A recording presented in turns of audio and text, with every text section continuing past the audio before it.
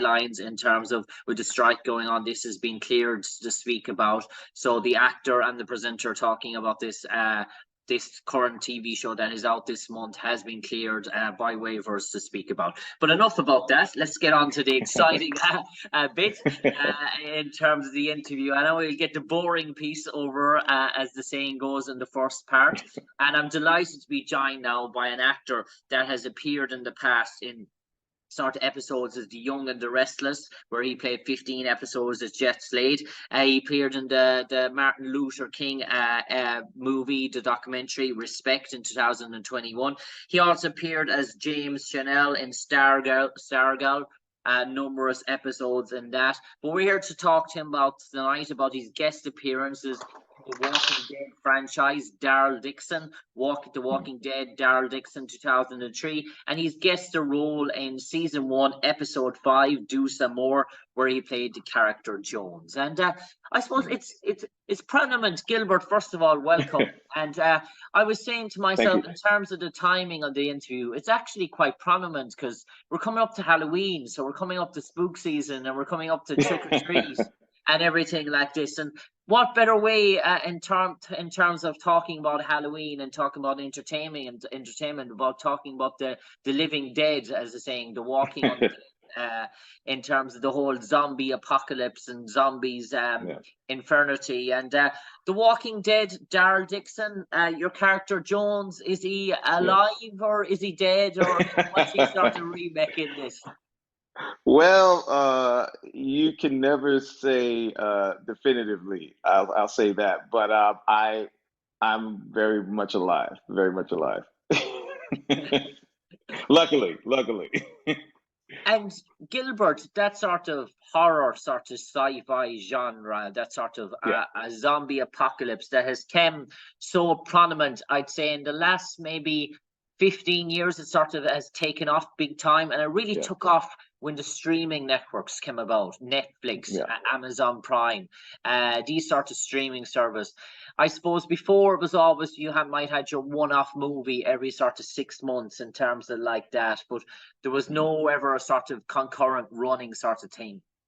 Especially on TV stations as well. You wouldn't really get it either in terms of mainstay American TV stations, because maybe producers, directors thought it wouldn't catch on. There mightn't be that audience. Maybe after 1 or 2 episodes, people say, "Oh, zombies, we're bored of this. What's going to happen next?"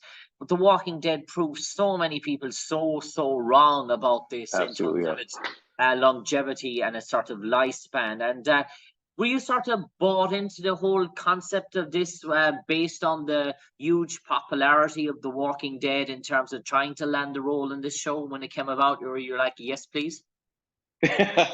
Well, initially, when I became aware of Walking Dead when it first aired, what was that, like 11, maybe over 11 years ago, maybe over I'd 10. say 2011, definitely over 10. 2012, I'd say around that time.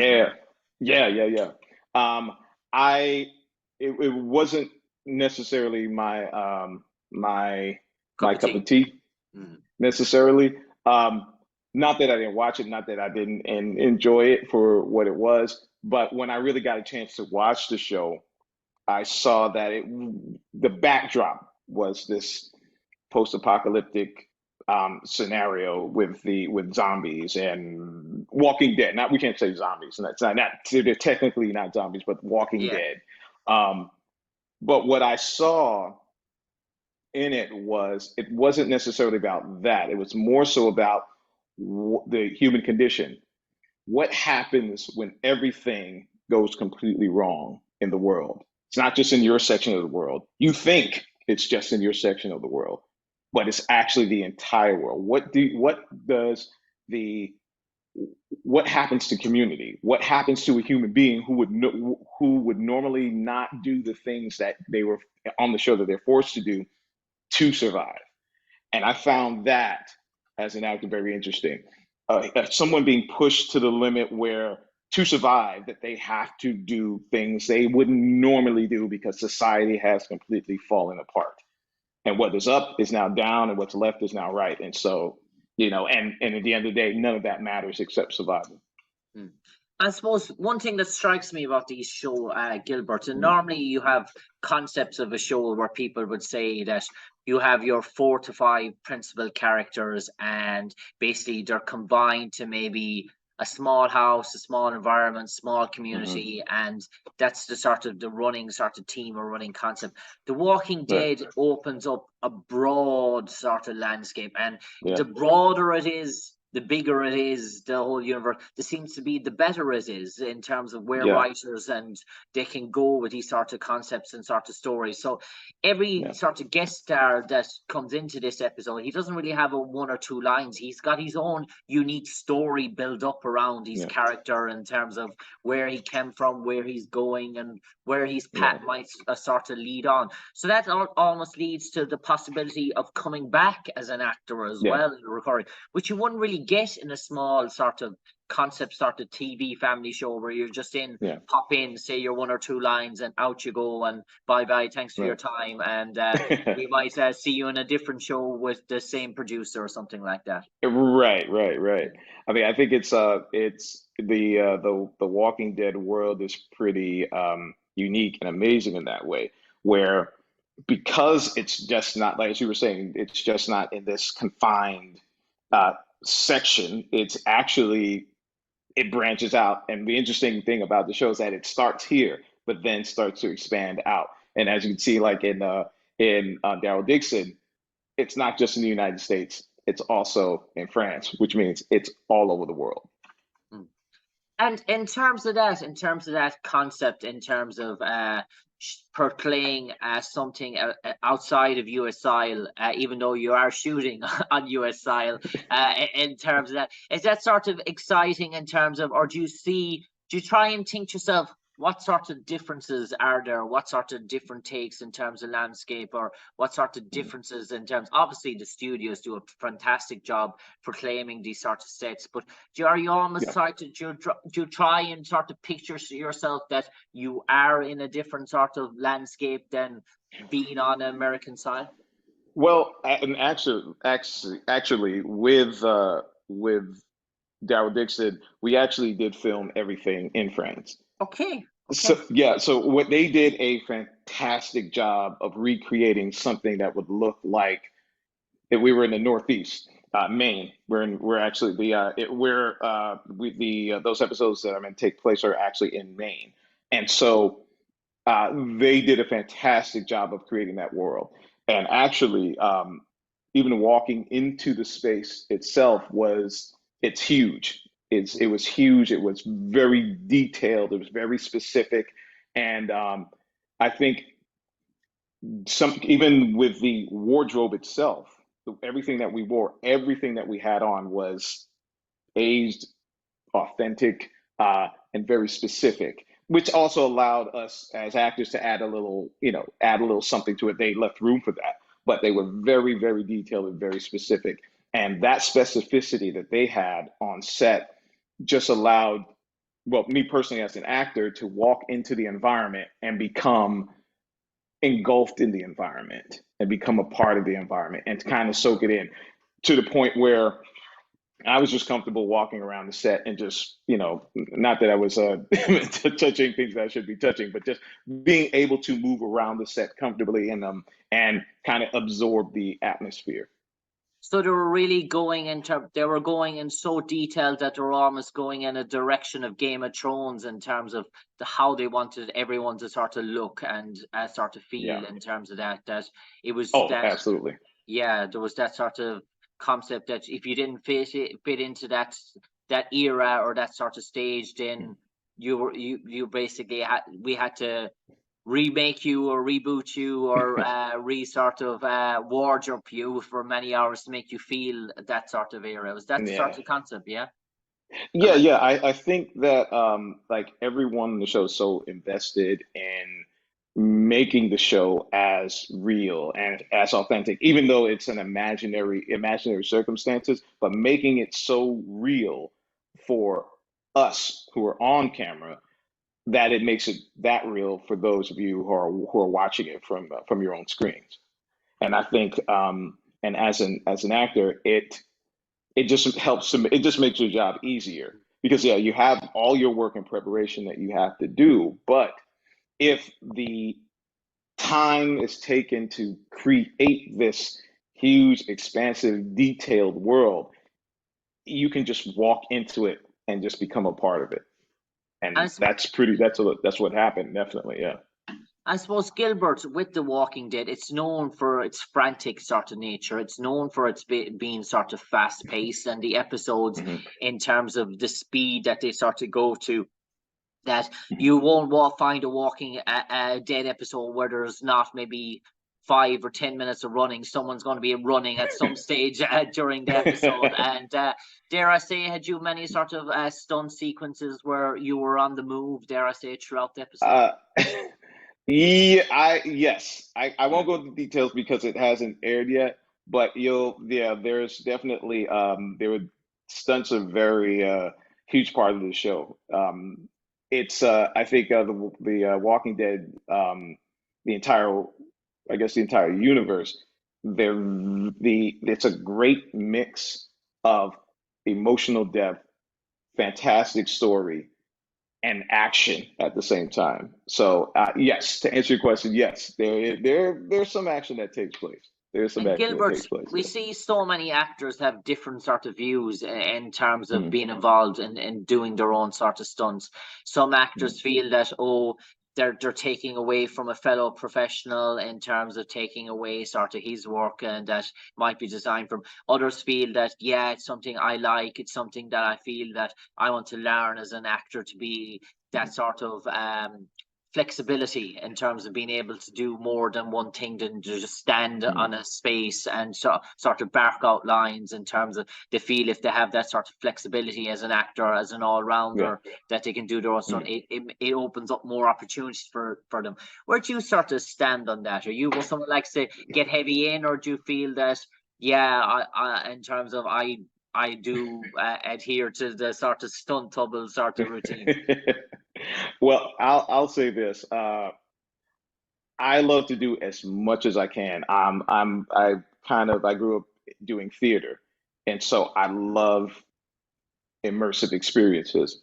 That being said, while I do enjoy doing as much as I can, there's a certain point, and once I hit that point, it's like, you know what? That part there, that's above my pay grade. I'm totally fine with the person who is hired to do that.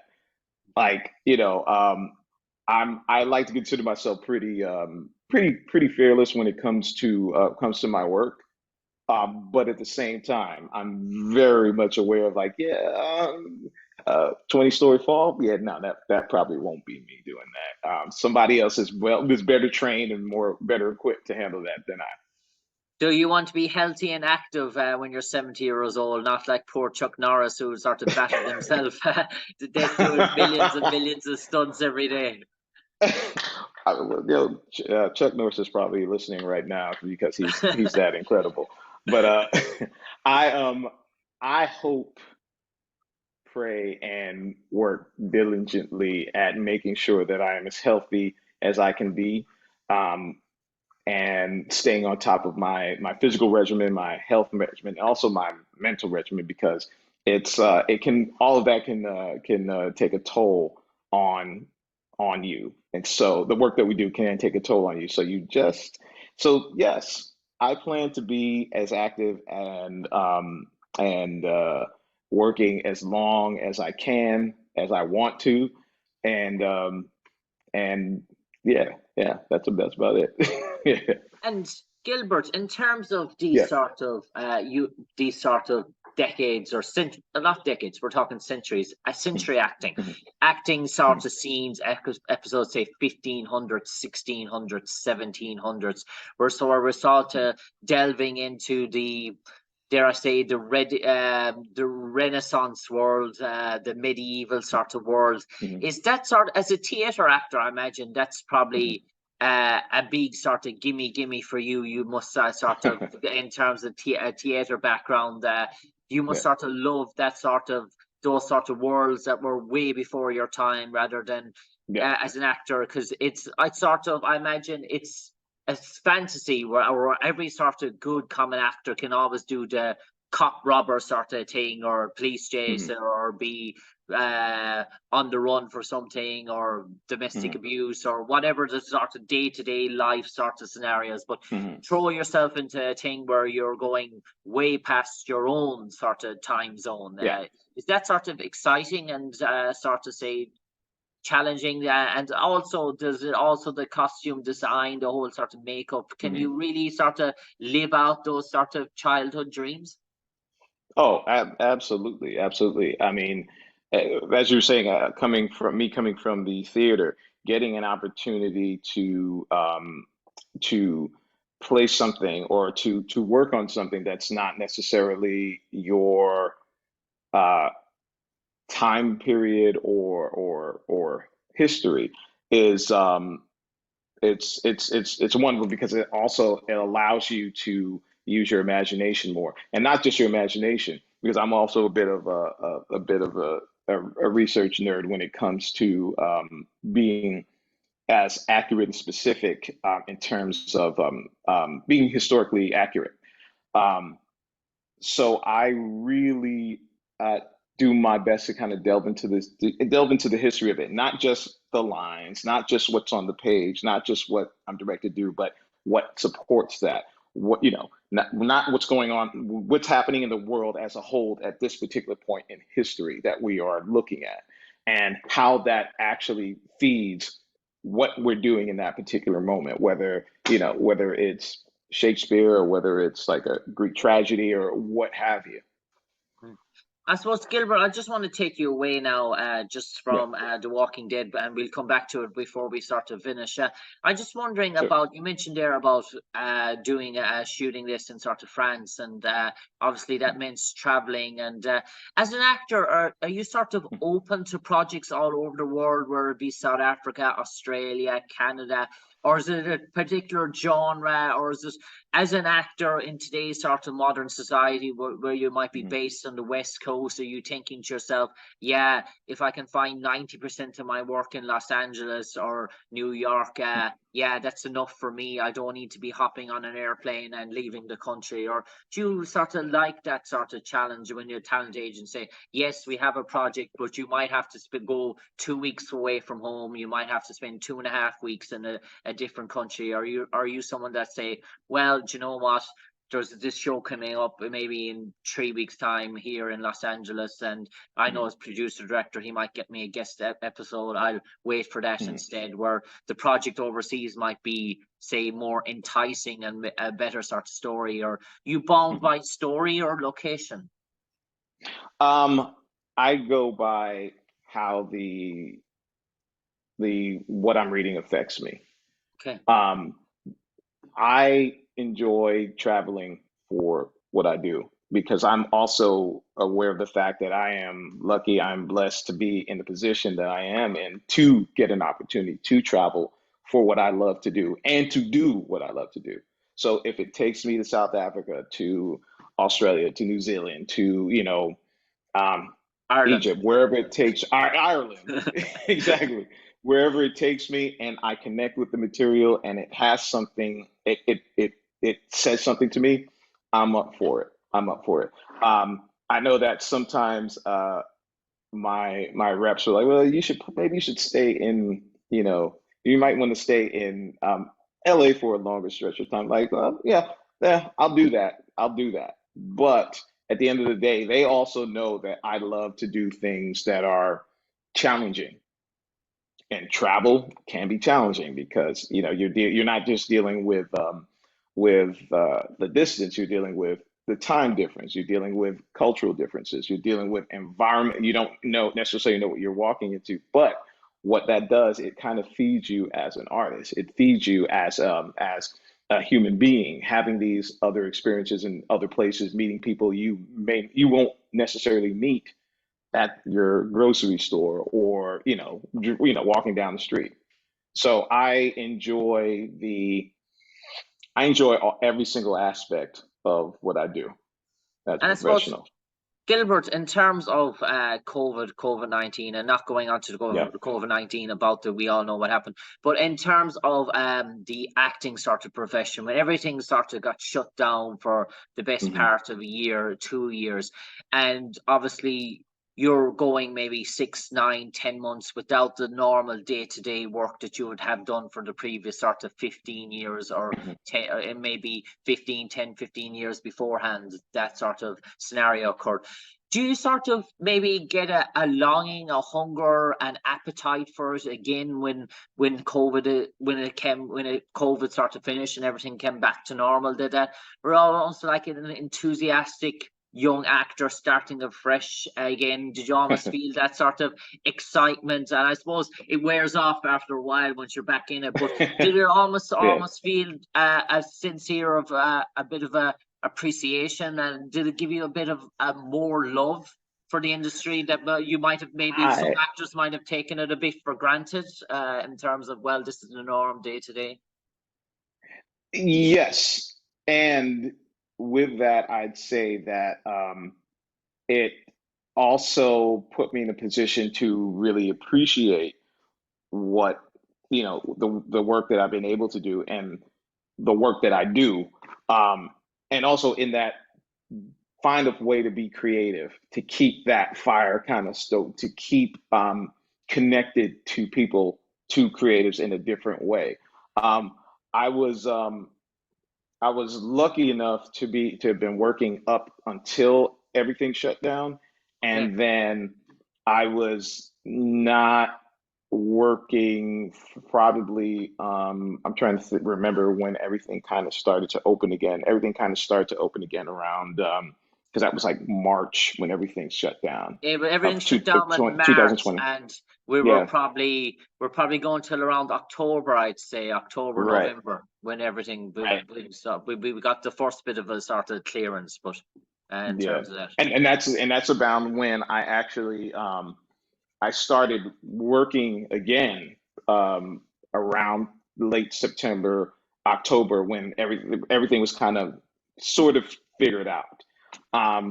So what I'll say about that is that it definitely, that period where it was, you know, quiet, if you will, it was necessary. I think it was necessary for me, because I was always in a position, I was running, I was traveling, I was doing all this stuff, but it forced me in that time to kind of take stop for a moment, take stock, see where I am, see what I'm doing, and see where I want to go.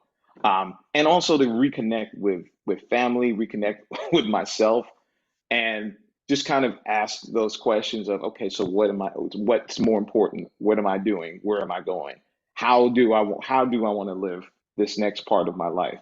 And so, because everything seems to be up in the air, and it's a question about what's going to happen next. And even now with the strike that's happening right now, we're at 104 days, I believe right now. And we, you know, it definitely puts you in a position to kind of rethink how you do what you do. And this time is no different in that way. And I suppose, Gilbert, before I bring you back to the Walking Dead to finish off, I just want to touch on one sort of genre now, in terms of a sort of, we all know the Robert Redfords of the past. We all know the Garners, James Garners. We all know Clint Eastwood, John Wayne's, even the likes of Eric Roberts, Sam Shepard. They've all done the great sort of Western sort of movies as well. But is the Western movie, is that a thing of the past now in terms of we saw TV series? Because you're just looking at the moment, you're just trying to think, when was the last real Western movie? Our producers, directors, have they sort of said that's done and dusted? Or do you think the Western movie Westerns has still an awful lot to offer the film acting? Absolutely. There are a whole slew of Westerns that are actually coming out pretty soon. I actually, over the summer, got an opportunity to be in a Western. So it's definitely a lot more. And I think there are so many stories, so many